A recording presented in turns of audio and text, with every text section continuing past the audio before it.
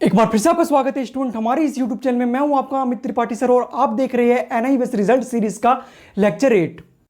इससे पहले हमने रिजल्ट सीरीज में 7 लेक्चर और बना रखे हैं, जिसका लिंक आपको डिस्क्रिप्शन बॉक्स में मिल जाएगा या ऊपर आई बटन पर क्लिक करके भी देख सकते हैं, जिसमें हमने आपके एनआई बेस रिजल्ट से रिलेटेड जो भी डाउट है वो क्लियर कर रखा है। अगर अभी तक आपने नहीं देखा है तो जल्दी से जल्दी देख लें, लिंक आपको डिस्क्रिप्शन बॉक्स में मिल जाएगा या ऊपर आई बटन पर क्लिक करके भी आप देख सकते हैं। आज का लेक्चर उन स्टूडेंट के लिए है जिनके रिजल्ट में सभी सब्जेक्ट शो नहीं हो रहे हैं। जैसे अगर आप ऐसे स्टूडेंट हैं जिन्होंने एग्जाम फीस तो 5 या 6 सब्जेक्टों की पे कर दी है, पर उनके रिजल्ट में 1 सब्जेक्ट, 2 सब्जेक्ट या 3 सब्जेक्ट शो हो रहे हैं, तो ये लेक्चर आपको बहुत हेल्प करने वाला है। मैं आपको इसमें कारण और 100% इसका सॉल्यूशन बताऊंगा। दूसरा, जो टीओसी वाले स्टूडेंट हैं उनके टीओसी वाले सब्जेक्ट शो नहीं हो रहे हैं, तो उनके लिए भी ये लेक्चर है। इस लेक्चर में मैं इसका कारण बताऊंगा और 100% सॉल्यूशन बताऊंगा। आपको करना क्या है, इस लेक्चर में लास्ट तक बने रहना है, तभी आपको सारी चीजें समझ आएगी। और ज्यादा से ज्यादा अपने फ्रेंड्स में इस लेक्चर को शेयर करना है ताकि सबकी हेल्प हो सके।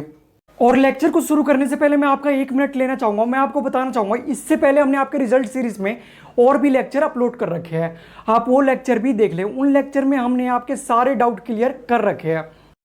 तो जैसा कि आप स्क्रीन के ऊपर देख रहे होंगे, हमने एक लेक्चर अपलोड कर रखा है, उसमें हमने बता रखा है अगर आपके रिजल्ट में SYCPI ये वर्ड आए है तो इनका मतलब क्या है, आपको पास होने के लिए क्या करना होगा। एक लेक्चर हमने अपलोड कर रखा है जिसमें हमने बता रखा है एनआई बेस में फेल होने या कम मार्क्स आने पे आपको क्या करना चाहिए। पास होने के लिए हमने इसमें 3 गोल्डन तरीके बता रखे हैं, आपको ये लेक्चर देख लेना है। अगर आपकी ये प्रॉब्लम है तो आपको ये लेक्चर जरूर देखना है। उसके बाद हमने एक लेक्चर अपलोड कर रखा है जिसमें हमने ये बता रखा है कि एनआई बेस से 10th 12th करने के बाद आपको कौन से 4 सर्टिफिकेट मिलते हैं और कितने कितने दिन बाद ये सर्टिफिकेट आपको मिलते हैं, ये भी हमने बता रखा है। और ओरिजिनल सर्टिफिकेट कैसे दिखते हैं वो भी हमने बता रखा है। आपको ये लेक्चर तो जरूर देखना है, क्योंकि इस लेक्चर में हमने सारी चीजें आपको बता रखी है। क्योंकि होता क्या है, आप टाइम पे सर्टिफिकेट लेते नहीं है और बाद में आपको बहुत ज्यादा प्रॉब्लम फेस करनी पड़ती है। बाद में ये सर्टिफिकेट आपके सेंटर से रिटर्न हो जाते हैं और फिर आपको हमारे नोएडा हेडक्वार्टर आके लेना पड़ता है। इसलिए आपको पहले पता होना चाहिए कि आपको कौन कौन से सर्टिफिकेट मिलने वाले हैं। उसके बाद हमने एक लेक्चर अपलोड कर रखा है जिसमें हमने बता रखा है रिजल्ट आने के बाद या रिजल्ट आने से पहले आप डिफिकल्ट सब्जेक्ट को चेंज कैसे कर सकते हैं। हमने full process step by step बता रखा है और हमने इस लेक्चर में ये भी बता रखा है कि आप एडिशनल सब्जेक्ट किस तरीके से ऐड कर सकते हैं। आपको ये लेक्चर भी देख लेना है, सभी लेक्चर का लिंक आपको डिस्क्रिप्शन बॉक्स में मिल जाएगा। उसके बाद हमने एक लेक्चर अपलोड कर रखा है, उसमें हमने बता रखा है कि एनआई बेस स्टूडेंट को कितनी एग्जाम फी पे करनी पड़ेगी। अगर वो दोबारा री एग्जाम के लिए अप्लाई करते हैं तो उन्हें ऑन डिमांड के लिए कितनी एग्जाम फी पे करनी पड़ेगी और पब्लिक एग्जाम के लिए कितनी एग्जाम फी पे करनी पड़ेगी, वो हमने बता रखा है। साथ ही यह भी बता रखा है कि अगर आप री चेकिंग या री एवोल्यूशन के लिए अप्लाई करते हैं तब आपको कितनी फीस पड़ेगी। इसलिए आपको यह लेक्चर भी देख लेना, क्योंकि साइबर कैफे वाले इसी टाइम में सबसे ज्यादा आपको लूटते हैं। आपको पता होना चाहिए कि आपको कितनी फीस पे करनी है। जितना हमने बता रखा है बस आपको इतनी फी पे करनी है। साथ ही हमने एक लेक्चर अपलोड किया है जिसमें हमने बता रखा है कि एनआई बेस में फेल स्टूडेंट या कम मार्क्स वाले स्टूडेंट री चेकिंग या री एवोल्यूशन के लिए किस तरीके से अप्लाई कर सकते हैं। इसमें हमने फुल प्रोसेस आपको स्टेप बाय स्टेप करके दिखा रखा है। री चेकिंग और री एवोल्यूशन में क्या अंतर है ये भी बता रखा है। सभी लेक्चर का लिंक आपको डिस्क्रिप्शन बॉक्स में मिल जाएगा, वहां से आप देख सकते हैं। और अगर कोई डाउट रहता है तो बेझिझक कमेंट बॉक्स में हमसे कमेंट करके भी पूछ सकते हैं। और चैनल पे अगर नए हैं ना तो चैनल को सब्सक्राइब जरूर कर ले, क्योंकि हमारे चैनल आपको एनआई बेस का full study material free of cost provide करवाता है। यहाँ पर आपको फ्री कोचिंग क्लास करवाई जाती है, यहाँ पे आपको फ्री टीएमए और प्रैक्टिकल फाइल प्रोवाइड करवाए जाते हैं। साथ ही आपको यहाँ पर सारे डाउट आपके क्लियर किए जाते हैं, इसलिए आप हमारे चैनल को सब्सक्राइब कर ले। इसी के साथ दूसरा बेनिफिट आपको ये होगा सब्सक्राइब करने का, फॉर ऑल अपडेट। हमारा ये चैनल आपको एनआई बेस की सारी अपडेट देता है। अगर आप री एग्जाम के लिए तैयारी कर रहे हैं तो आपकी डेट शीट आती है, आपके एग्जाम का पोर्टल ऑन होता है या फिर आपके एग्जाम कैंसिल होते हैं, ऐसा कुछ भी होता है तो हमारा चैनल सबसे पहले आपको इन्फॉर्म कर देगा। तीसरा बेनिफिट क्या होगा, फॉर सीसीपी। सीसीपी क्या होता है, करियर काउंसलिंग प्रोग्राम। हमारा चैनल हर साल रिजल्ट के बाद करियर काउंसलिंग प्रोग्राम चलाता है जिसमें हम आपके करियर रिलेटेड सारे डाउट क्लियर करते हैं। जैसे कि आप 10th के बाद आर्मी में कैसे जा सकते हैं, अब 10th के बाद आपको कौन सी स्ट्रीम चूज करनी चाहिए, 12th के बाद आपको ग्रेजुएशन कहाँ से करना चाहिए, 12th के बाद आप मेडिकल में कैसे जा सकते हैं, साथ ही 12th के बाद आप इंजीनियरिंग में कैसे जा सकते हैं, हमारा चैनल फुल गाइड करता है। इसलिए आप हमारे चैनल को सब्सक्राइब करें ताकि जब भी हम इससे रिगार्डिंग कोई भी लेक्चर अपलोड करें तो उसकी नोटिफिकेशन सबसे पहले आप तक पहुंच जाए। आपने सब्सक्राइब कर लिया होगा और बेल आइकन भी प्रेस कर दिया होगा। तो चलिए मैं आपका ज्यादा समय बर्बाद नहीं करूंगा, लेक्चर को शुरू करते हैं। तो चलिए सबसे पहले आप उन स्टूडेंट की बात कर लेते हैं जिन्होंने एग्जाम फीस तो 5 या 6 सब्जेक्टों की पे कर दी है, पर उनके रिजल्ट में 1 सब्जेक्ट, 2 सब्जेक्ट या 3 सब्जेक्ट ही शो हो रहे हैं। तो इसका इसका कारण क्या है? तो इसका कारण ये है, आप वो स्टूडेंट हो जिनके 10th और 12th के बीच में 2 साल का गैप कंप्लीट नहीं हुआ है।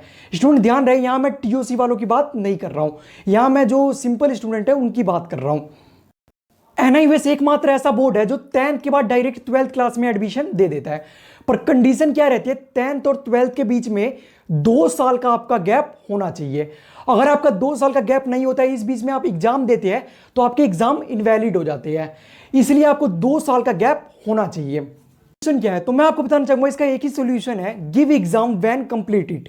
यानी जब आपके 2 साल का गैप कंप्लीट हो जाए तब आपको दोबारा एग्जाम देना होगा, और इस बार जो आपने एग्जाम दिया है ये इनवैलिड हो गया है, या ये कह सकते हैं ये रद्द हो गए हैं।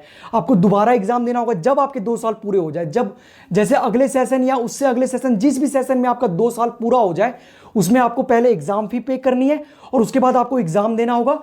तब आपके जो रिजल्ट आएगा उसमें आपके सारे सब्जेक्ट शो होंगे। तो उम्मीद है आपके सारे डाउट क्लियर हो गए होंगे।